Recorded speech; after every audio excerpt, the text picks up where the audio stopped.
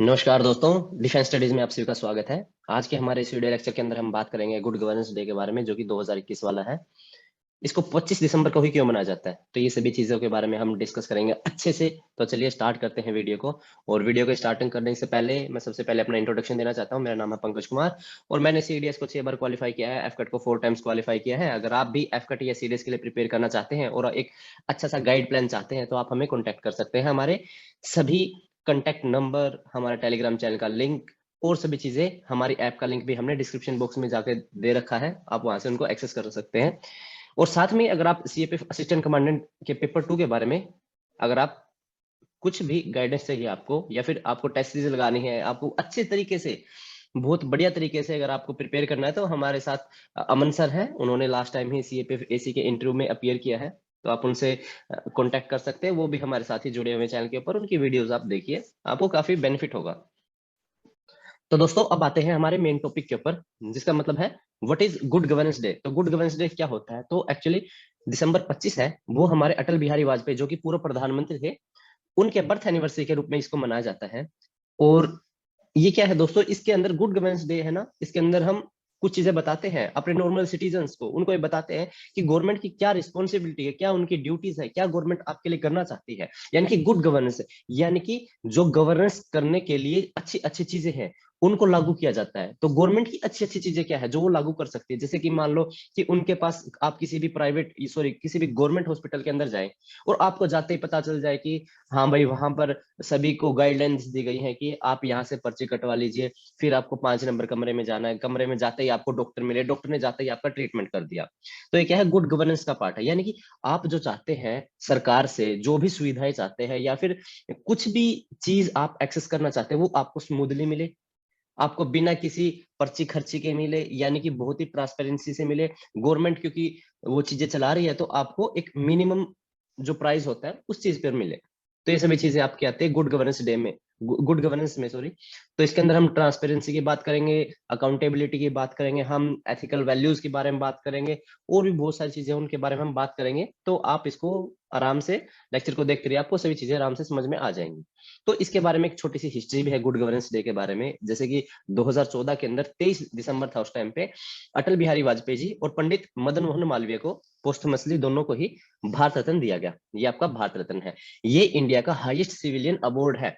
यानी कि अगर आपसे पूछा जाए कि हाईएस्ट सिविलियन अवार्ड कौन सा है, तो भारत रत्न है। इसके बाद कौन सा आता है, पद्म विभूषण, फिर पद्म भूषण, उसके बाद पद्म श्री। तो आपने ये सभी देखे होंगे, प्रेसिडेंट हाउस में इन सभी अवार्ड्स को दिया जाता है। सचिन तेंदुलकर को भी ये अवार्ड दिया गया था। तो अब हम आते हैं गुड गवर्नेंस के बेस पे कि गुड गवर्नेंस होता क्या है। तो गुड गवर्नेंस के जो रूट्स है वो हमारे कौटिल्य के अर्थशास्त्र से जुड़े हुए हैं। उन्होंने अपनी बुक अर्थशास्त्र के अंदर बताया था कि किसी भी राज्य को सबसे लंबे समय तक चलाने के लिए आपको सबसे पहली चीज क्या चाहिए, वो चाहिए गुड गवर्नेंस। अगर गुड गवर्नेंस आपके पास है, तो आप लंबे समय तक अपना राजपाट बनाए रख सकते हैं। इसका उन्होंने फाइनेस्ट एग्जांपल दिया खुद से ही। उनके जो शिष्य थे, जिसका नाम था चंद्रगुप्त मौर्य, उन्होंने एक अखंड भारत का सपना देखा था और उन्होंने पूरा भी किया। उसके बाद उनके जो, इनके जो खुद के शिष्य हैं, वो एक टाइम पे फिर गुरु बने इसके, जो अशोका के। तो उस टाइम पे उन्होंने भी उनको बताया कि ऐसे ऐसे आप अपनी गवर्नेंस को चला सकते हैं, और इसी तरीके से आप सिटीजन्स को अपने से बांधे रख सकते हैं। अब मान लीजिए, जो अटल बिहारी वाजपेयी जी थे, उनका ही एग्जांपल लेते हैं। उनके अगर आप कभी भी भाषणों को सुनेंगे या स्पीचेस को सुनेंगे, तो आपको एक इन्फ्लुएंसिंग से लगेंगे, हाँ भाई वो सिटीजन्स के बारे में सोच रहे हैं। और सिटीजन्स के बारे में सोच रहे हैं, इसी वजह से क्या है, उनकी जो पूरी पूरी गवर्नमेंट थी, वो मिलीजुली सरकार थी। मिलीजुली सरकार के होते हुए भी उन्होंने अपने 5 साल अच्छे से निकाले। उन्होंने जो मैक्सिमम चीजें की, वो सिटीजन सेंट्रिक होके गई। जैसे कि उसका एग्जांपल ले लेते हैं हम, कि उन्होंने ग्राम सड़क योजना के बारे में सोचा कि गांव गांव में प्रधानमंत्री ग्राम सड़क योजना है एक। उन्होंने, if I am not wrong, उन्होंने 2000 या 2001 के अंदर उसको स्टार्ट किया था। उसमें क्या किया था कि सभी गांवों को पक्के रोड से कनेक्ट किया जाएगा, जो कि एक बहुत बढ़िया बात है और सिटीजन सेंट्रिक है। दूसरा क्या किया, उन्होंने एजुकेशन के ऊपर काम किया कि भाई, जो एक पेंसिल सी, हमारे पास एक ऐड आती थी, पेंसिल के ऊपर एक लड़का बैठा हुआ, एक लड़की बैठी हुई, दोनों ने स्कूल के बैग टांग रखे हैं। और एजुकेशन के ऊपर उन्होंने बहुत सारी चीजें की। तो वो सभी चीजें क्या है, सिटीजन सेंट्रिक हो गए। तो इसी तरीके से हमें और भी चीजें लानी पड़ेंगी अगर आपको गुड गवर्नेंस चाहिए। आज के टाइम पे हम क्या देखते हैं, कांग्रेस के टाइम पे बहुत ज्यादा आपको स्कैम्स देखने को मिले, 2G स्कैम, 3G स्कैम, पता नहीं कितने स्कैम आ गए उसके। अब जो मोदी गवर्नमेंट है उसमें भी बहुत सारी कमियां हमें देखने को मिल रही हैं। कहीं पर जैसे कि अभी फार्मर बिल्स के ऊपर बहुत ज्यादा प्रोटेस्ट हुआ था, उससे पहले यूसीसी के ऊपर बहुत ज्यादा प्रोटेस्ट हुआ था। ये एक प्रोटेस्ट होना और एक उसके ऊपर गवर्नेंस के ऊपर एक थोड़ा सा धब्बा लग जाता है कि इन्होंने सिटीजन्स इनके अगेंस्ट क्यों खड़े हुए हैं। तो हमें गुड गवर्नेंस के अंदर क्या करना है, हमें कुछ ऐसी चीज लेके आनी है जो कि लोगों को ज्यादा बेनिफिट दे और लोग उससे खुश भी रहें, और उसके प्रोटेस्ट कम से कम हो, मिनिमम से मिनिमम हो। उसके अंदर अगर आपको कोई चीज लानी है तो उसके लिए बहुत सारे पिलर्स है, बहुत सारी चीजें, अकाउंटेबिलिटी लानी पड़ेगी आपको, ट्रांसपेरेंसी लानी पड़ेगी अपने सिस्टम के अंदर। आपकी जो गवर्नेंस का पार्ट है वो बहुत ही फास्ट करना पड़ेगा। जैसे मान लो कि मेरे को लाइसेंस बनाना है, लाइसेंस बनवाने के लिए अगर मैं क्यू में खड़ा हूँ, मतलब लाइन में खड़ा हूँ, अगर मैं पूरे दिन खड़ा रहा तो कैसी गवर्नेंस है भाई। या फिर ऐसा भी हो सकता है कि डिजिटलाइज कर दो आप और मैं जाऊं और जाते ही मेरा काम हो जाए, तो मैं कितना खुश होऊंगा एज ए सिटीजन। तो फिर मैं क्या कहूंगा, हाँ भाई गवर्नमेंट बहुत अच्छी आ गई, गवर्नमेंट की गवर्नेंस काफी अच्छी है। तो वही गुड गवर्नेंस एक्चुअल में। उसके बाद आते हैं दोस्तों, ये सॉरी, ये गलत लिखा हुआ है यहाँ पे। तो अब आते हैं कि गुड गवर्नेंस के 8 गुड गवर्नेंस जो होती है वो 8 एट्रीब्यूट से बनी हुई होती है। तो 8 एट्रीब्यूट कौन कौन से, क्या क्या चीजें गुड गवर्नेंस को बनाते हैं। तो सबसे पहले क्या होनी चाहिए, अकाउंटेबिलिटी होनी चाहिए उस गवर्नेंस के अंदर, ट्रांसपेरेंसी होनी चाहिए, रिस्पॉन्सिव होनी चाहिए, यानी जितना जल्दी आप दोगे उतना ही जल्दी आप फायदा है। कोई भी आपसे अगर कोई भी सर्विस लेना चाहता है, रजिस्ट्रेशन करना चाहता है कहीं पे भी, तो आप उसको अगर जल्दी से रजिस्ट्रेशन हो गया, जो मैंने अभी आपको लाइसेंस वाला एग्जांपल दिया था वो वही है। पार्टिसिपेशन, गवर्नमेंट कितना पार्टिसिपेट कर रही है आपकी चीजों के अंदर, या फिर सिटीजन्स का उसके अंदर कितना पार्टिसिपेशन है रूल मेकिंग के अंदर, तो भी गुड गवर्नेंस का पार्ट है। कंसेंसस ओरिएंटेड, कितना लोगों से आप कंसेंसस ले रहे हैं। Follow rule of law, rule of law के अकॉर्डिंग चल रहे हैं नहीं चल रहे हैं, कॉन्स्टिट्यूशनल जो वैल्यूज आपको दी गई है, फ्रीडम दे रहे हैं या नहीं दे रहे हैं, इक्वालिटी दे रहे हैं या नहीं दे रहे हैं, ये सभी चीजें उसके अंदर आते हैं।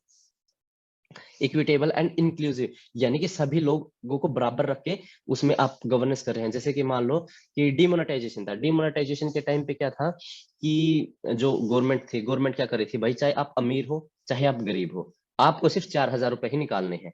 तो क्या इक्विटेबल नेचर है, तो यानी कि सभी लोगों के लिए सेम, उसमें कोई अमीर और गरीब नहीं है, ठीक है। तो वो सभी चीजें, मिड डे मील है, मिड डे मील में कोई अमीर गरीब नहीं है, अगर आप एज ए स्टूडेंट आप जा रहे हो तो आपको सभी चीजें मिलेंगी, ठीक है। तो इंक्लूसिव, इंक्लूसिव का मतलब आपने सभी लोगों को कवर किया या नहीं किया, तो इसमें इंक्लूसिव में ये चीजें बताई जा रही है।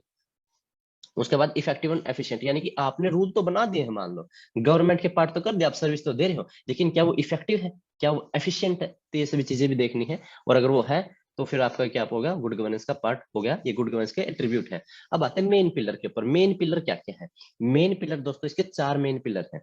4 मेन पिलर क्या है, पहले तो इथोस, यानी कि सर्विस टू सिटीजन, यानी कि आपको कुछ काम दिया गया, आपको काम करना है, वो आ गया इथोस में। उसके बाद आती है एथिक्स, एथिक्स में आते हैं कि गवर्नमेंट के अंदर जो काम दे रहे हैं या फिर काम करवा रहे हैं, क्या वो ऑनेस्ट है, क्या उनकी इंटीग्रिटी है, क्या वो ट्रांसपेरेंसी से वो काम कर पा रहे हैं। तो ऐसे भी चीजें किसके अंदर आती है, एथिक्स के अंदर आती है। उसके बाद आती है आपकी इक्विटी। इक्विटी का मतलब क्या है, ट्रीटिंग ऑल सिटीजन्स, मतलब सभी सिटीजन्स को, चाहे वो किसी के भी हो, आप सभी को इक्वली ट्रीट किया जाएगा। प्लस में जो लोग विकर सेक्शन से आते हैं, जो लोग वल्नरेबल सेक्शन से आते हैं, जैसे कि SC, ST, women, children, old age, north east वाले जो ट्राइबल्स पीपल हैं वो, तो इन सभी को हम स्पेशल ट्रीटमेंट भी देंगे, उनके साथ थोड़ी सी सिंपैथी या इम्पैथी दिखाने की हम कोशिश करेंगे ताकि उनको थोड़ा सा एलिविएट किया जाए। जैसे कि आपने अभी देखा होगा कि सभी गवर्नमेंट हॉस्पिटल है या फिर कोई भी गवर्नमेंट बिल्डिंग है, उसके अंदर एक अलग से डिसेबल्ड पीपल के लिए एक तो नॉर्मल सीढ़ियां होती हैं, एक डिसेबल्ड पीपल के लिए एक अलग से वो होता है जहां से वो अपनी जो कुर्सी वाली जो चेयर है और उसको लेके आराम से जा सकते हैं। तो सारी चीजें उन्होंने डिसेबल्ड फ्रेंडली भी कर रखी है, यानी कि जो स्पेशली एबल्ड पीपल हैं, डिसेबल कहना उनको अच्छा नहीं रहेगा, तो स्पेशली एबल्ड पीपल हैं, उनको भी हेल्प करने के लिए उन्होंने सभी बिल्डिंग्स के अंदर ये सुविधा उपलब्ध करवाई हुई है। उसके बाद है एफिशिएंसी, यानी कितनी एफिशिएंट है, यानी speedy and effective delivery of the service without harassment and using ICT. ICT क्या होता है, इंफॉर्मेशन कम्युनिकेशन टेक्नोलॉजी। तो दोस्तों ये बात है, और उसको ज्यादा से ज्यादा यूज करना, जैसे डिजिटल इंडिया, ये सभी क्या है, ये आईसीटी के ही चीजें हैं, ठीक है दोस्तों। उसके बाद हम आते हैं कि इसका एम क्या है। एम बेसिकली हम बार बार आपको बता ही चुके हैं कि पब्लिक सर्विस देना है, जितना भी ज्यादा हो पब्लिक सर्विस देना है, विद इफेक्टिव, एफिशिएंट और इक्विटेबल मेंबर के अंदर। इसमें आप किसी भी तरीके का भेदभाव नहीं करेंगे, चाहे वो किसी भी कास्ट से हो, किसी भी क्लास से हो, किसी भी जेंडर से हो। सभी को कोई भेदभाव नहीं करना है, उनको जितना ज्यादा हो सके उनको सर्विस प्रोवाइड करनी है, ताकि वो अपने जो फुल पोटेंशियल है उसको प्राप्त कर सके। उसके बाद आते हैं बैरियर्स के बारे में। गुड गवर्नेंस में बैरियर क्या है, क्या चीजें हैं कि जो सरकार को रोकती हैं कि आप गुड गवर्नेंस नहीं कर सकते। तो उसमें से कुछ चीजें हैं। सबसे पहला तो है एटीट्यूड प्रॉब्लम। एटीट्यूड प्रॉब्लम किन में? सिविल सर्वेंट्स के अंदर। तो सिविल सर्वेंट्स होते हैं मोस्टली, आपने देखा होगा कि जो आईएएस हैं या फिर आईपीएस हैं या फिर बहुत बड़ी बड़ी पोस्ट पे जो भी है, तो वो क्या करते हैं, वो अपने आप को ये दिखाना चाहते हैं कि हाँ हम एक बड़े लेवल पे हैं, हम हमारे पूरे डिस्ट्रिक्ट के हम राजा हैं या फिर पूरे पुलिस प्रशासन के हम राजा हैं। तो वहां पर क्या होता है, वो अपने आप को इस तरीके से रूडिमेंट्री बना लेते हैं कि जो उनके पास सिटीजन्स आते हैं उनके साथ वो अच्छा बिहेव नहीं करते। जो उनको चीजें आती हैं वो उनको शो ऑफ करने की कोशिश करते हैं। तो ये सभी चीजें एटीट्यूड प्रॉब्लम है। वो हमें कुछ नहीं, बहुत सारे सिविल सर्वेंट्स के अंदर देखने को मिलती है। हालांकि सभी सिविल सर्वेंट्स एक जैसे नहीं होते, बट फिर भी हमें एटीट्यूड प्रॉब्लम देखने को मिली है, जिसकी वजह से हमारे सिटीजन्स के अंदर एक गवर्नमेंट के खिलाफ एक अ, तनाव सा रहता है हमेशा ही एटीट्यूड को लेकर, क्योंकि वो उसको नहीं देख रहे कि ये बात हमें एक पर्टिकुलर इंसान ने बोले, वो देख रहे हैं कि हाँ ये गवर्नमेंट का पार्ट है, तो गवर्नमेंट ही अच्छी नहीं है। तो ये बात वो देखते हैं। और ये सारी रिकमेंड कौन कर रही है? सेकंड एआरसी रिकमेंड से, सेकंड एआरसी जो रिपोर्ट है उसने ये सभी बात बताई है। उसके बाद आता है लैक ऑफ अकाउंटेबिलिटी। अकाउंटेबिलिटी भी नहीं है। जैसे कि मान लो कोई पर्सन ऐसा है या फिर कोई आईएएस ऑफिसर कोई मान लो कि वो अच्छा काम नहीं कर रहा है, तो अच्छा काम नहीं कर रहा है तो उसके खिलाफ डिसिप्लिनरी एक्शन होना चाहिए। बट डिसिप्लिनरी एक्शन नहीं होता क्योंकि उसकी जान पहचान अच्छी है, उनके बड़े अफसर से उनके अच्छे ताल्लुकात हैं। तो इस वजह से उनकी जो अकाउंटेबिलिटी है वो ऑटोमेटिकली मतलब इतनी अच्छी नहीं रहती। उसके बाद क्या है, मान लो कि कुछ ऑफिसर्स ने लगातार अच्छे काम नहीं किए या फिर उन्हें पब्लिक को सर्विस डिलीवरी नहीं दी, तो क्या उनके पास कोई ऐसा है परफॉर्मेंस इंडेक्स है या परफॉर्मेंस के लिए कोई स्ट्रक्चर है कि हाँ भाई इन्होंने इस साल में इतना काम किया, इस साल में इतना काम किया, इस साल में इतना काम किया? ये हमारे दोस्तों भारत में है ही नहीं। अगर ये भारत में है ही नहीं तो उससे क्या होगा, अकाउंटेबिलिटी आपकी ऑटोमेटिकली कम हो जाएगी। उसके बाद आता है रेड टेपिज्म। रेड टेपिज्म यानी कि घूसखोरी, या फिर आपको किसी काम करने के लिए आपको पैसे पैसे देने पड़ रहे हैं। तो ये सभी चीजें ब्यूरोक्रेसी में ज्यादा देखने को मिल रही है। ये सभी चीजें नहीं होना चाहिए। इसकी वजह से जो प्रोसेस है सर्विस डिलीवरी की वो कम हो जाती है। मान लीजिए एक गवर्नमेंट में कोई भी, आप किसी भी सरकारी डिपार्टमेंट में जाएं और उस डिपार्टमेंट का क्लर्क है, वो क्लर्क क्या है कि आपको फाइल को आगे देने के लिए भी वो आपसे शायद पैसे लेगा। तो अगर आपको ऐसी चीजें दिख रही है तो रेड टेपिज्म के अंदर आता है। और वो एक गुड गवर्नेंस का एक धब्बा है, उसको अचीव करने के लिए वो एक बैरियर का काम करता है। उसके बाद आता है low awareness of citizens of rights and duty. अब आज के टाइम पे क्या है दोस्तों, बहुत सारे लोग ऐसे हैं जो गांव में रहते हैं, बहुत सारे लोग ऐसे हैं जो अनपढ़ हैं, बहुत सारे लोग ऐसे हैं जो पढ़े हुए हैं लेकिन उन्होंने कभी इसकी तरफ ध्यान ही नहीं दिया। वो अपने ही एक अलग माहौल में जी रहे हैं। कुछ लोग प्राइवेट में हैं तो उनको सरकार का इतना अच्छे से पता नहीं है।